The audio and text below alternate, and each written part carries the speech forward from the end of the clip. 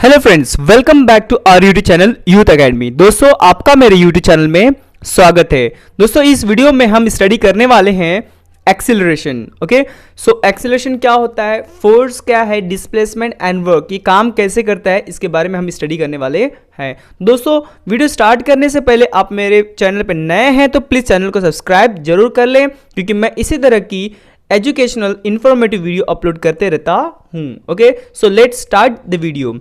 Acceleration. सो acceleration होता क्या है दोस्तों, उसको हिंदी में कहते हैं त्वरण या वेग कहते हैं। Okay, in the previous example the truck covered the distance A B at the velocity of 60 kilometre per hour. हमने पिछले एग्जांपल में देखा कि जो ए बी सी डी है, ए बी है, वो 60 किलोमीटर पर आवर इसको वेलोसिटी है, और बी सी जो एग्जाम्पल है उसमें देखा था बी सी आता है 30 kilometre per hour. Okay, and C D is 40 kilometre per hour इसकी वेलोसिटी है।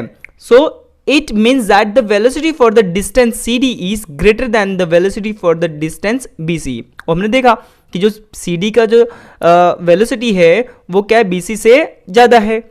From the number of second required for this change in the velocity to take place the change in velocity per second can be deduce. ये हमें पता है ना, हम अजम करते हैं कि ये आगे वाला अधिक होगा पर सेकेंड से। So this is called acceleration, और इसी को हम एक्सेलरेशन कहते हैं। So what is cause of acceleration, ये भी देखना जरूरी है कि क्या किस कारण एक्सेलरेशन होता है। और दोस्तों यहाँ पे आपको दिया है, सो फॉर्मूला ऑफ एक्सेलरेशन क्या होता है, changes in velocity upon time taken for change. ठीक है, टाइम टेकन फॉर चेंज, ये एक्सेलरेशन होता है। तो वेलोसिटी में जो चेंजेस होता है वो अपॉन जो टाइम लगता है वो होता है एक्सेलरेशन। ठीक है, एग्जाम्पल में आपको एक्सेलरेशन के बताता हूँ। एक्सेलरेशन का मतलब ये होता है कि किसी भी चीज में, किसी भी ऑब्जेक्ट को मोशन में लाना। ठीक है, क्या करना, उसके मोशन में लाना, स्पीड कम ज़्यादा करना, उसको कहते हैं एक्सेलरेशन। जैसे कि एग्जाम्पल में बोलूँ तो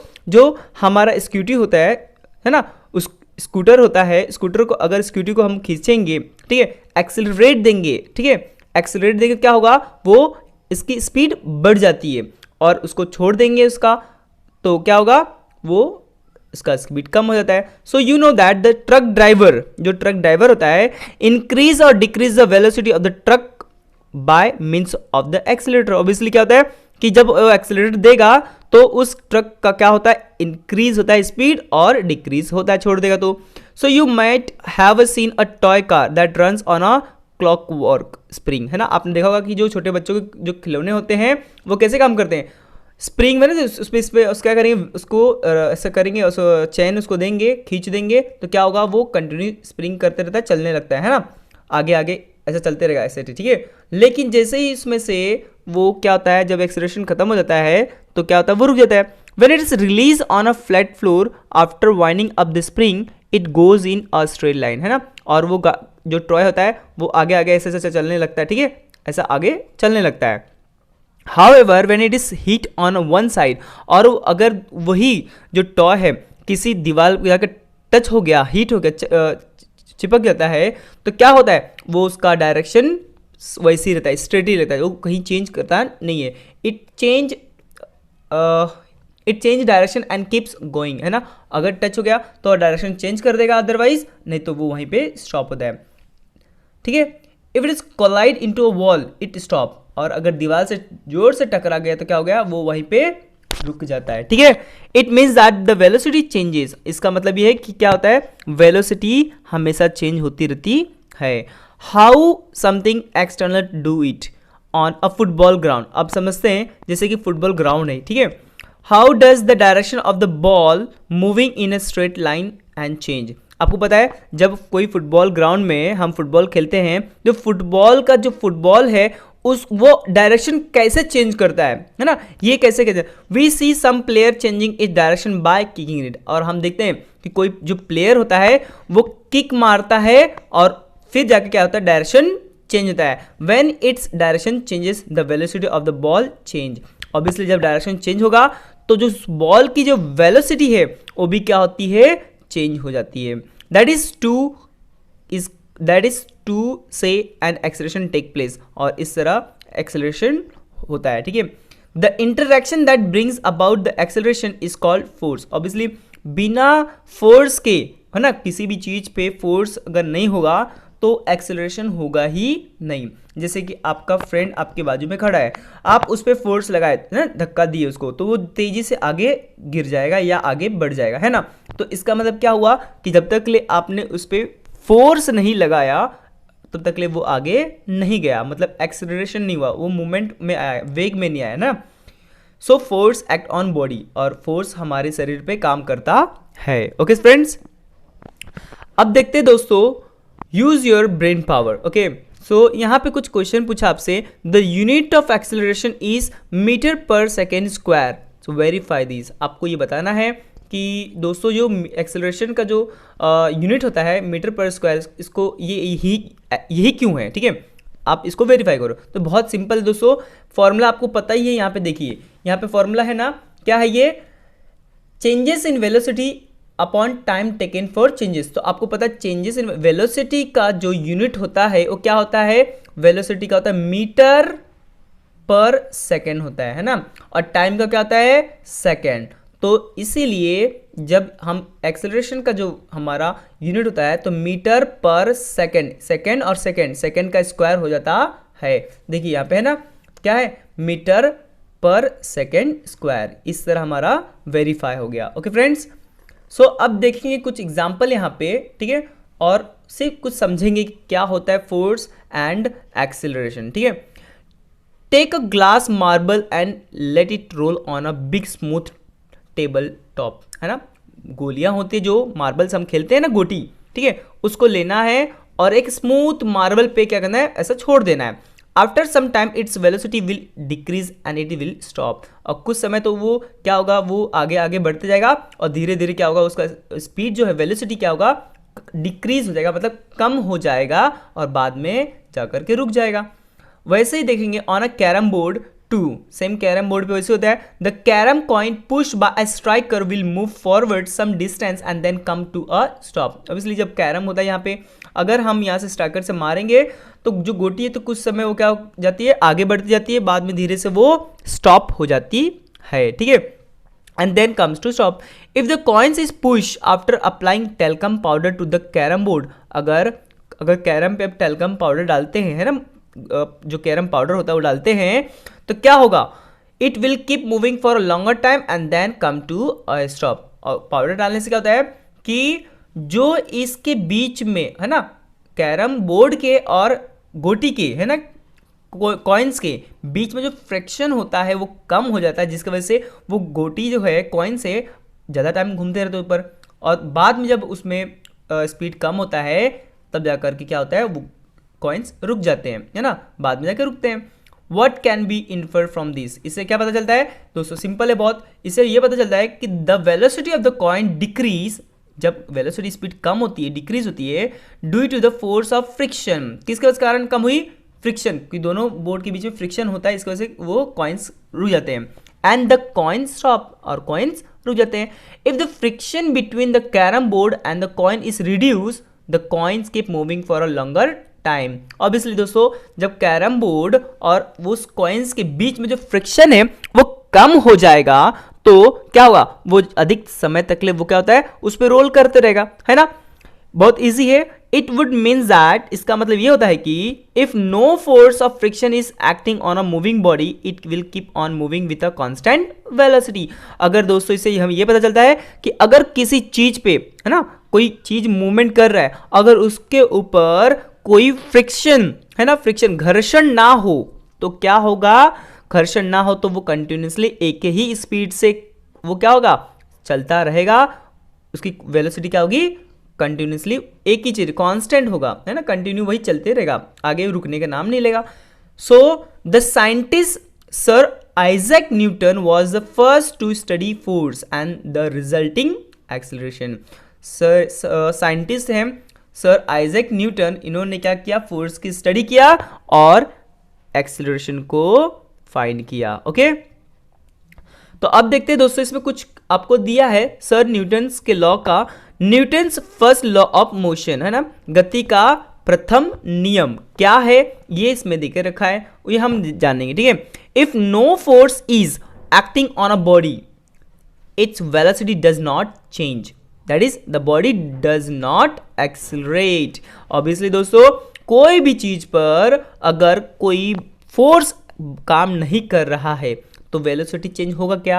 नहीं होगा। इसका मतलब क्या है कि वो बॉडी है, जो वो ऑब्जेक्ट है, वो एक्सेलरेट नहीं करेगा, ठीक है। इन अदर वर्ड्स कहें तो, दूसरे शब्दों में कहें तो, if a body is stationary it will remain stationery, है ना। अगर वो बॉडी कोई भी ऑब्जेक्ट, समझो ये ऑब्जेक्ट है पेंसिल, ठीक है, मैंने ये पेंसिल यहाँ पर रखा है, अगर इस पे मैं बाहरी फोर्स ऐसा लगाता नहीं हूं, ठीक है, तो वो ऑब्वियसली पेंसिल वहीं पे रहेगा, वो हिलेगा नहीं। लेकिन मैं इस पेंसिल पे मैं बाहरी फोर्स लगाता हूं तब ये आगे चला गया, है कि नहीं। तो यही कहते हैं सर आइजैक न्यूटन कि अगर कोई बॉडी पे किसी भी रुकी हुई चीज पे कोई बाहरी फोर्स नहीं लगता है तो वो हमेशा क्या होगा? इट विल रिमेन स्टेशनरी, वो स्थिर अवस्था में ही होगा, है ना, रुकी हुई अवस्था ही में होगा।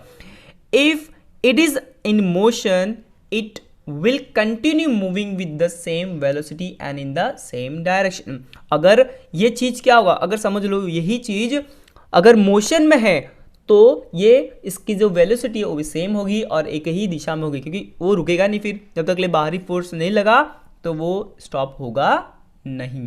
Okay friends, you have learn that what is mean by force. आपने स्टडी किया कि फोर्स क्या होता है, ठीक है। You have seen that a body is accelerated due to force। और ये भी आपको पता चला कि कोई भी चीज होता है या बॉडी होती है कब एक्सेलरेट करती है, जब उस पर फोर्स काम करता है, ठीक है। Suppose you place the 1 kilogram standard weight, है ना, 1 किलो वेट का कोई चीज लिया। See the chapter on the measurement, हमने चैप्टर देखा मेजरमेंट में। On a surface with no friction and pull it with the acceleration of 1 metre per second square, the force applied is called 1 newton. और वो जो force पे लगेगा वो क्या होगा? 1 न्यूटन होगा, और उसको बोलेंगे 1 न्यूटन। ओके, अब देखते हैं दोस्तों कि place a weight of 1 kilogram on a smooth wooden table, ठीक है, हमने 1 kg का कोई वुडन चीज रखा है टेबल पे, ठीक है। Spread some talcum powder even on the table, और टेल्कम पाउडर जो होता है वो क्या करें, हम वो टेबल पे रख दें। Now pull the 1 kg weight with an acceleration of 1 metre per second square, again pull it with the acceleration of the 2 metre per second square. It means that the now you have applied a force of 2 newton. Obviously first में हमने क्या लगा 1 newton, then 2 metre per second तो क्या होगा 2 newton. You will have to take many trials for this experiment, और इस तरह आप एक्सेलरेशन लगा करके चेक कर सकते हो क्या होता है, ठीक है। Force is measure by acceleration that is produce. Force कैसे मेजर करते हैं? By the acceleration that its produce, जो फोर्स प्रोड्यूस होता है उस पर हम मेजर करते हैं।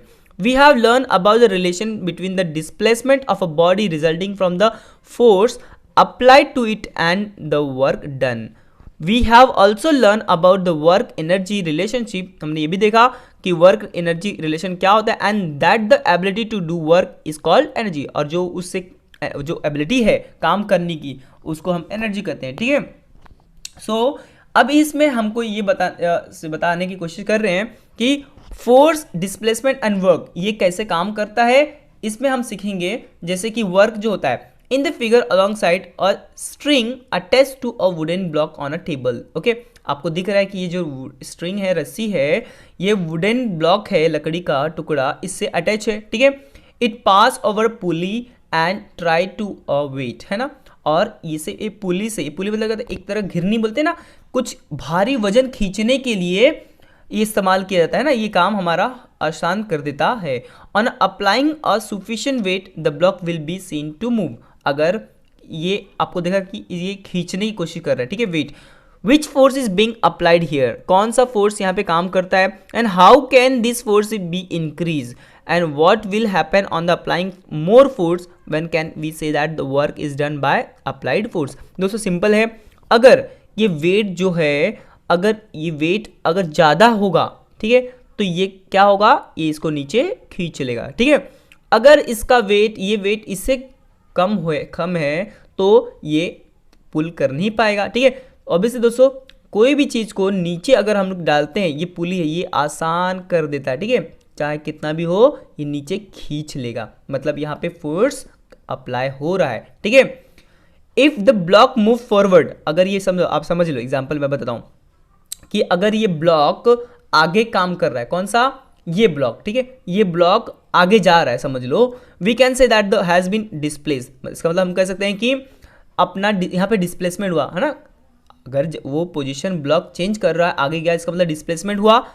Due to the displacement we say that the force has done some work, और ऑब्वियसली अगर आपको पता है कि काम, किसी कार्य को वर्क करने के लिए, वर्क कब पता चलता है काम हुआ है, कोई भी चीज़ अपना प्लेस छोड़ता है, वो पोजीशन अपना छोड़ता है तो क्या होता है, काम हुआ है इसका मतलब, ठीक है। अगर डिस्प्लेसमेंट हुआ तो इसका मतलब काम हुआ है। So can we measure this work, yes, हम तो क्या आप ये काम मेजर कर सकते हैं, हाँ कर सकते हैं। We know that the work done depend on the force and displacement, हमें पता है कि जो भी काम होता है वो किस पे होता है, फोर्स एंड डिस्प्लेसमेंट पे ही होता है। अगर फोर्स डिस्प्लेसमेंट हुआ है तो फोर्स ऑब्वियसली लगा होगा, ठीक है। So work done by the force, देखो काम जो हुआ है किसके, फोर्स के द्वारा, तो क्या होगा answer, force applied to the body into displacement of the body that take place in the direction of the force. तो दोस्तों ऑब्वियसली अगर कोई भी काम हुआ है ये बताना है तो आपको पता होना चाहिए कि कितना डिस्प्लेसमेंट हुआ है और कितना फोर्स लगा है, ठीक है। सो यहाँ पे आपको आंसर मिल जाएगा, वर्क इज इक्वल टू क्या होता है, force into S, S denote होता है डिस्प्लेसमेंट, ठीक है, डिस्प्लेसमेंट मीन्स एस डिनोट होता है, फोर्स मीन्स एफ, ठीक है। सो दोस्तों आपको पता है कि in the SI system the unit of work is joule होता है, और जो वर्क का यूनिट होता है ये जूल होता है, जे से हम डिनोट करते हैं joule, while the unit of force is newton, और फोर्स का यूनिट क्या होता है, newton, and the unit of displacement is metre, ठीक है। किसी भी चीज का वर्क का क्या होता है जूल, फोर्स का क्या होगा न्यूटन, और डिस्प्लेसमेंट का क्या होता है metre. So in the CGS system में क्या होता है, the unit of work is erg, ये आप ध्यान में रखिए, एग्जाम पॉइंट ऑफ व्यू से ये बहुत इंपॉर्टेंट है, ठीक है। सीजीएस सिस्टम में अर्ग होता है वर्क का, ठीक है, और एसआई सिस्टम में जूल होता है, ठीक है। दोस्तों यहां पे देखेंगे, if a force of 1 newton parallel to the surface of the table is applied to a wooden block on the table and the block is displayed by 1 meter, then it can be said that the force has been done, means 1 joule of work हो गया है। मतलब कहने का मतलब कि अगर कोई 1 न्यूटन फोर्स लगता है और वो ब्लॉक कोई भी ऑब्जेक्ट हो डिस्प्लेस हुआ है 1 metre, then we called 1 joule work is done, मतलब 1 जूल काम हो चुका है। In this example the displacement is in the direction of the force, और इस एग्जाम्पल में कहता है कि ऑब्वियसली डिस्प्लेसमेंट का बाद फोर्स के डायरेक्शन में डिस्प्लेसमेंट होता है। ओके फ्रेंड्स, तो दोस्तों ये वीडियो आपको कैसी लगी प्लीज़ मुझे कमेंट करके ज़रूर बताएं, और मैं इसी तरह की इंफॉर्मेटिव और एजुकेशनल वीडियो लाता रहूँगा, तो आप अपना प्यार और सपोर्ट मुझे देते रहिए। सो आप मेरे चैनल में नए हैं तो प्लीज़ चैनल को सब्सक्राइब जरूर कर लेना और बेल आइकन बटन को प्रेस जरूर कर लेना, क्योंकि जैसे मैं वीडियो अपलोड करूंगा तो सबसे पहला नोटिफिकेशन आपको मेरी वीडियो की पहुंच जाएगी। दोस्तों सभी को रक्षाबंधन की बहुत सारी बधाई।